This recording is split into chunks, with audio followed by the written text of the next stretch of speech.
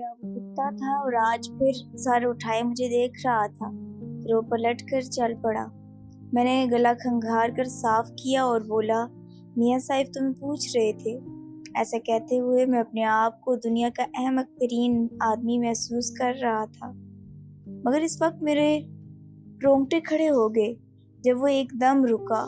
इसने पलटकर मुझे देखा। मैं गैर इरादी तौर पर एक कदम पीछे हो गया, यूं जैसे वो पलटकर मुझ पर हमला करने वाला हो। मगर दूसरे ही लम्हे वो फिर आगे चल दिया। मैंने सर घुमाकर चारों तरफ देखा कि कहीं कोई मेरे इस बेवकूफ़ी को देख तो नहीं रहा, मगर बेकार था, वहाँ कोई भी नहीं था। मेरा इत्मीनान बहाल होने लगा। वो कह रहे थे कि तुम्हें यूं गायब नहीं होना चाहिए, रोज़ जाकर मुझे इत्तला देनी चाहिए। मैंने सांस भरकर कहा। उसने फिर सर उठाकर मेरी तरफ देखा। मैं फिर सहम गया, मगर वो फिर सामने देखकर चल पड़ा।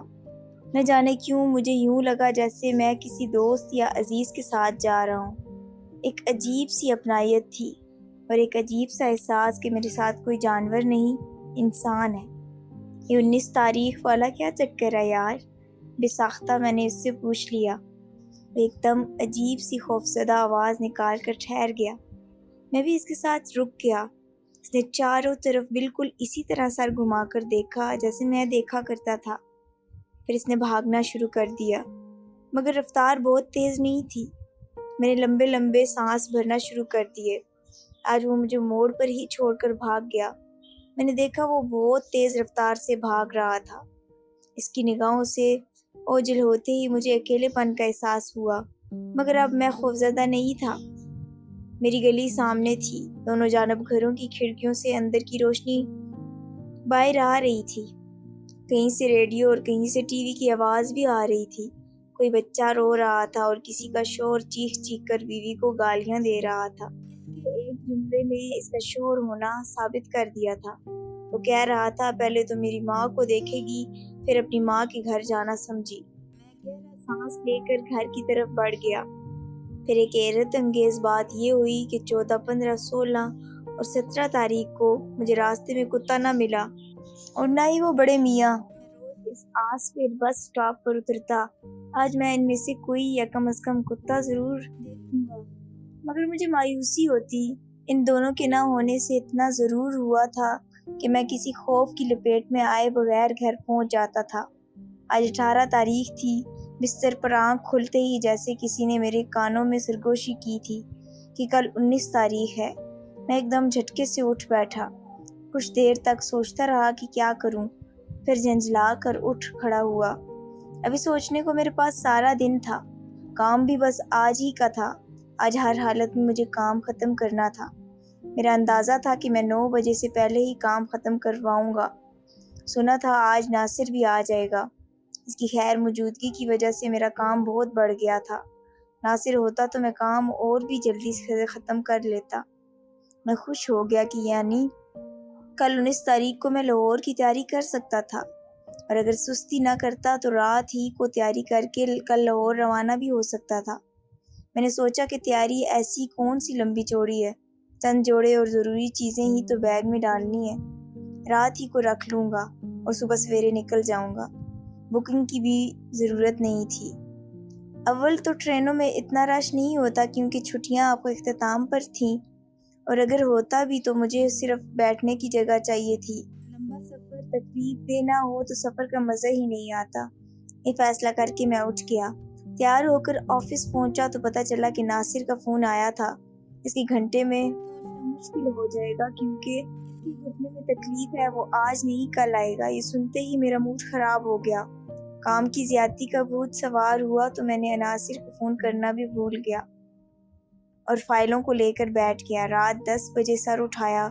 दिन में लंच भी काम करते हुए खाया था और इसलिए लंच में बर्गर मंगवा लिया था। एक हाथ में बर्गर था और दूसरे से फाइल के सफ़ात पलटना जारी रखा हुआ था। अज़ियत तो बहुत उठाई थी, मगर 10 बजे तमाम काम मुकम्मल हो गया। ऑफिस के दूसरे लोग तो हल्के फुल्के होकर जा चुके थे। बॉस बैठे थे। रिपोर्ट की छुट्टी की दरख्वास्त दी। इन्हें बताया कि कल मैं लाहौर रवाना हो रहा हूँ। फिर घर के लिए निकल गया। हस्ब साबिक आज भी रास्ते में कोई नहीं था। سیم ماسکڑا گھر کی طرف جا رہا تھا، سوچ رہا تھا کہ آج کے بعد اس اذیت ناک ماحول سے نجات مل جائے گی۔ لاہور جا کر اعصاب کی کشیدگی بھی کم ہوگی، پھر تو 8 بجے سے پہلے ہی گھر آنا ہوگا۔ یہ سب سوچتے ہوئے سب کچھ ذہن سے نکل گیا۔ دماغ میں سکون محسوس ہو رہا تھا۔ موڑ پر پہنچ کر یاد آیا کہ آج بھی کتا نہیں تھا۔ ہونٹوں پر مسکراہٹ پھیل گئی۔ خیال آیا کہ بڑی میاں نے کتے کی کلاس لی ہوگی اور گھر سے نکلنے پر پابندی لگا دی ہوگی کہ کیوں رات کو آوارگی کرتا ہے۔ موڑ پر پہنچ کر میں ہلکے سروں میں سیٹی بجاتا ہوا گھر کے دروازے پر پہنچ گیا۔ چابی نکالی، تالا کھولا اور اچھل پڑا۔ اگلے دونوں پاؤں کھڑے کئی ٹانگوں پر بیٹھا اپنے چمکدار آنکھوں سے مجھے گھور رہا تھا۔ تم اندر کیسے آئے؟ میں نے گھبرا کر بلند آواز میں کہا، پھر پھٹ کر کھڑکی کی طرف دیکھا، وہ بند تھی۔ اس دروازے اور کھڑکی کے سوا اندر آنے کا کوئی راستہ نہیں تھا۔ چاروں طرف سے دیواریں بھی اونچی تھیں اور ان پر شیشے کے ٹکڑے لگے ہوئے تھے۔ کھڑکی میں بھی گرل لگی ہوئی تھی، لیکن اگر وہ کھلی رہ گئی ہوتی تو میں ضرور سوچتا کہ وہ اس کے راستے سے اندر آیا ہوگا۔ اس نے میری بات کا کوئی جواب نہیں دیا، بس جس جگہ بیٹھا تھا وہیں بیٹھا رہا۔ وہ سفید کاغذ مجھے صاف نظر آ گیا جو اس کے نیچے دبا ہوا تھا۔ میں خوفزدہ ہو گیا، مگر اس کتے سے نہیں بلکہ کسی انہونی سے۔ میں نے جھک کر وہ کاغذ اٹھایا۔ کسی نے گھسیٹی ہوئی رائٹنگ میں لکھا تھا، اس کے ساتھ چلے آؤ۔ نیچے کوئی نام نہیں تھا۔ اصولاً تو مجھے اس ہدایات پر قطعی عمل نہیں کرنا چاہیے تھا، مگر میں بے وجہ ہی بے چین ہو گیا۔ کتا اٹھ کھڑا ہوا اور غالباً میرے چلنے کا منتظر تھا۔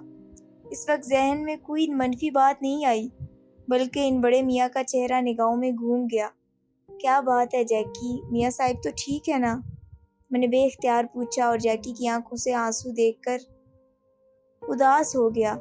چلو میں دروازے کی طرف پلٹ گیا۔ میں نے دروازے کو لاک کیا اور اس کے ساتھ چل پڑا۔ وہ آگے آگے چل رہا تھا اور بار بار پلٹ کر یوں مجھے دیکھتا جیسے اسے شک ہو کہ میں پیچھے سے غائب ہو جاؤں گا۔ مجھے بالکل خیال نہیں آیا کہ رات کے 11:30 بج رہے ہیں۔ میں کہاں جا رہا ہوں، کب لوٹوں گا، کچھ احساس نہیں تھا۔ بس میں کسی معمول کی طرح جیکی کے پیچھے پیچھے چل رہا تھا۔ اچانک کوئی گاڑی میرے قریب سے گزری تو میں چونکا۔ تبھی مجھے آوازوں نے گھیر لیا۔ رکشے کی آواز، ٹیکسیوں کی آواز، سامنے کے ہوٹل، برتنوں کی آوازیں جو لڑکا دھو رہا تھا، کرسیاں الٹ کر رکھنے کی آواز جو ہوٹل بند ہونے کی وجہ سے رکھی جا رہی تھی۔ میں نے حیران ہو کر اپنے چاروں طرف زندگی کے اس جھمکٹے کو دیکھا تو بری طرح اچھل پڑا۔ یہ وہ جگہ نہیں تھی، یہ وہ علاقہ نہیں تھا۔ میرا علاقہ تو آسیب زدہ سا تھا، ویران اور اجاڑ، اور اس وقت میں شہر کے کسی پر رونق علاقے سے گزر رہا تھا اور جیکی اب بھی میرے آگے کے چل رہا تھا۔ اب وہ مین روڈ سے ہٹ کر ایک گلی کی طرف جا رہا تھا۔ میرا بدن پسینے میں شرابور ہو گیا۔ میرے چاروں طرف لوگ آ جا رہے تھے، مگر کسی کو احساس بھی نہ تھا کہ ان کے درمیان گزرنے والا اس آدمی جو خاموش ہے اس پر کیا گزر رہی ہے۔ وہ کیسے عجیب و غریب واقعے سے دوچار ہو رہا ہے، یا اس کے آگے ہلکے ہلکے دوڑنے والا یہ کتا کیا چیز ہے۔ اسے کہاں سے کہاں لے آیا اور کیسے لے آیا۔ میں کسی سے کچھ کہہ بھی نہیں سکتا تھا۔ اگر کچھ کہتا تو لوگ مجھے پاگل سمجھتے۔ اب ہم گلی میں داخل ہو گئے تھے۔ پہلے پکے مکان آئے، پھر کچے مکانوں کی قطار شروع ہو گئی۔ روشنی کم ہونے لگی، تاریکی بڑھنے لگی۔ سڑکیں ٹوٹی ہوئی کچی پگڈنڈی میں تبدیل ہو گئیں۔ اونچا نیچا راستہ اور تاریکی کی وجہ سے میری رفتار کم ہو گئی تھی۔ اچانک جیکی ایک تاریک مکان کے دروازے پر رک گیا۔ اس نے سر کے دباؤ سے دروازہ کھولا، پھر مجھے یوں دیکھا جیسے اندر آنے کو کہہ رہا ہو۔ میں اندر داخل ہو گیا۔ اندر اندھیرا تھا۔ میں نے ماچس جلا لی۔ سامنے ہی لالٹین رکھی تھی، میں نے آگے بڑھ کر لالٹین جلائی۔ پھر جب روشنی پھیلی تو میرا خون خشک ہو گیا۔ کمرے کے عین وسط میں گڑھا سا کھدا ہوا تھا اور اس کے کنارے جیکی بیٹھا اندر جھانک رہا تھا۔ مجھے یہاں سے صاف طور پر میاں صاحب کا چہرہ دکھائی دے رہا تھا۔ کسی نے انہیں زمین کھود کر دفن کر دیا تھا۔ مٹی ان کے چہرے پر لگی ہوئی تھی۔ جیکی رو رہا تھا اور میں بری طرح کانپ رہا تھا۔ اچانک ہی میں خوف سے منجمد ہو گیا۔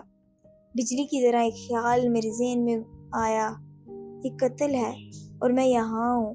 یہ خیال آتے ہی میں اچھل کر دروازے کی طرف بھاگا اور پھر مجھے کچھ ہوش نہیں کہ میں کس طرح اور کس طرف سے نکل کر مین روڈ تک پہنچا۔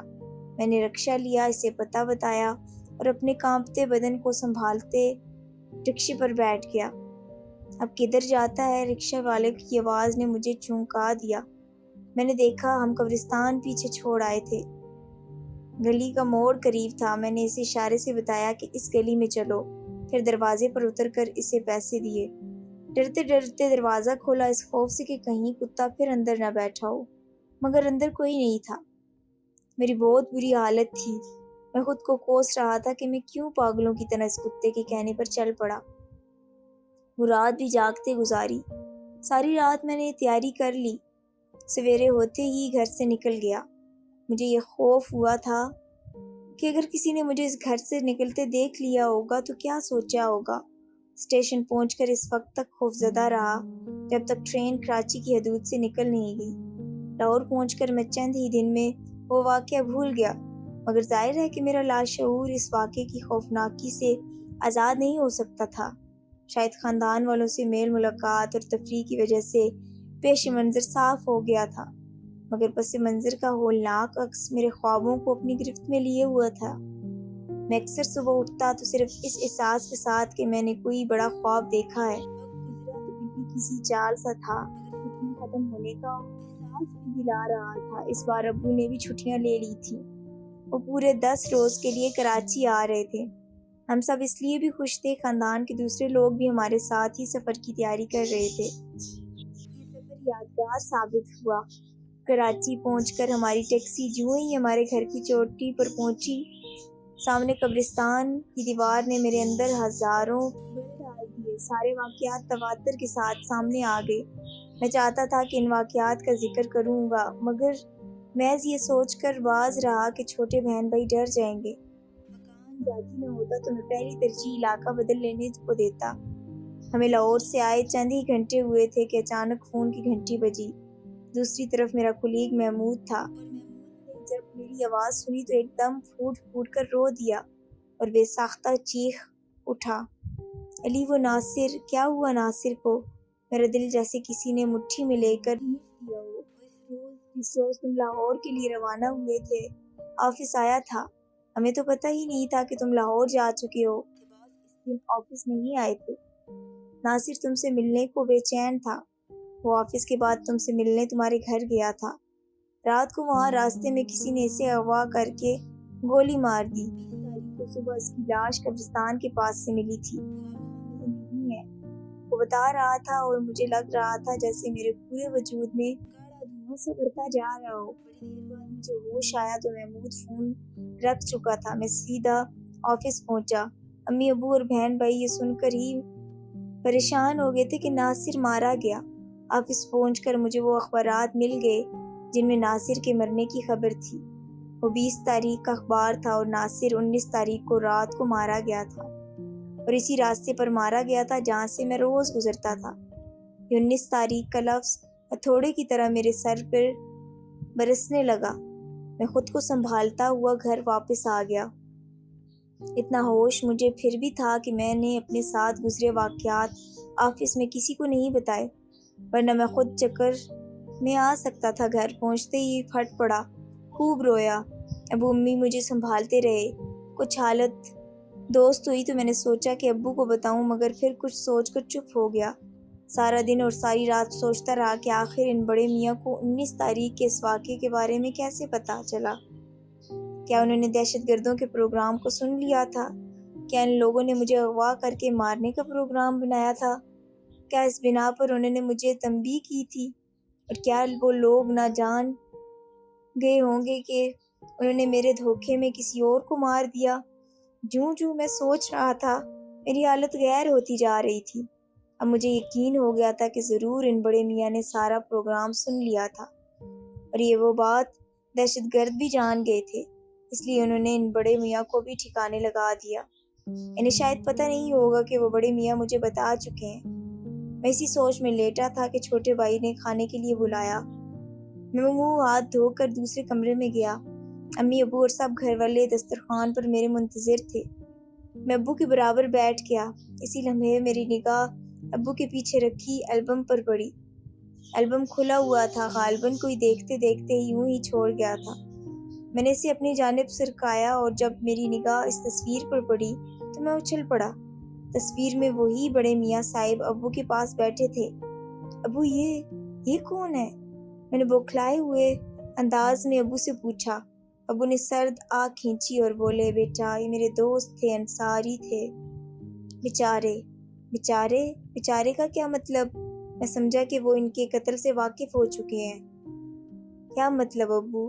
کیا یہ اب نہیں ہے؟ نہیں بیٹا، آج سے 2 برس پہلے کسی نے انہیں قتل کر دیا تھا۔ یہ آپ کیا کہہ رہے ہیں؟ یہ تو زندہ تھے۔ میں حواس باختہ ہو گیا۔ ابو یہ مجھے ملے تھے، انہوں نے ہی تو مجھے میرا فرا کر رہ گیا۔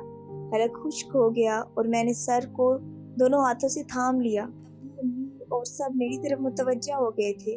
تب میں نے شروع سے آخر تک انہیں ساری داستان سنا دی۔ ابو نے اسے حیرت اور دلچسپی سے سنا، پھر بتایا کہ ان کا کتا جیکی بھی تھا، مگر اس کتے کو بھی نامعلوم لوگوں نے انہی کے ساتھ گولی مار کر ان کے کمرے میں ہی دفنا دیا تھا۔ آج میں سوچتا ہوں کہ اگر ان کا کتا مجھے اس روز اپنے ساتھ بڑے میاں کے گھر لے جا کر وہ لاش نہ دکھاتا تو شاید میں حواس باختہ ہو کر لاہور کا سفر کم از کم اسی روز نہ کرتا، کیونکہ میں بہت تھکا ہوا تھا۔ شاید ایک دن اور ٹال دیتا اور اگلے روز 19 تاریخ تھی۔ ناصر کی جگہ میں بھی ہو سکتا تھا۔ کاش میں نے فون کر کے ناصر کو بتا دیا ہوتا کہ میں لاہور جا رہا ہوں، تو شاید یہ خوفناک واقعہ رونما نہ ہوتا اور میاں صاحب کا بھی مقصد پورا ہو جاتا۔ مگر پتہ نہیں، شاید یہاں میری نہیں ناصر کی موت لکھی تھی۔